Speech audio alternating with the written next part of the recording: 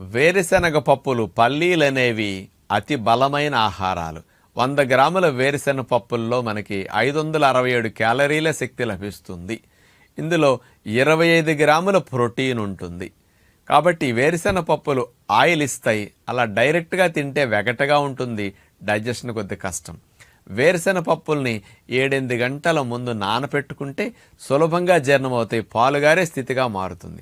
అందుకే నానబెట్టిన వేరుశనగ పప్పులు 2 గుప్పెళ్ళు అన్ని పెట్టుకుని 10 ఖర్జూర పళ్ళు నంచుకు తింటే మీరు దగ్గర 1/2 కేజీ మాంసం తింటే ఎంత బలం వస్తుందో ఇన్ని వేరుశనగ పప్పుల్లో అంత బలం వస్తుంది.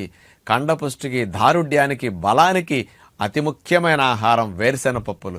నానపెట్టుకు తినండి. ఫ్రెష్గా పచ్చి వేరుశనకాయలు మార్కెట్లో దొరికితే వాటినైనా ఒలుసుకుని రోజు అన్ని పప్పులు తినండి. 0 కొలెస్ట్రాల్ వేరుశనగ పప్పులు బలానికి తప్పనిసరిగా వాడండి.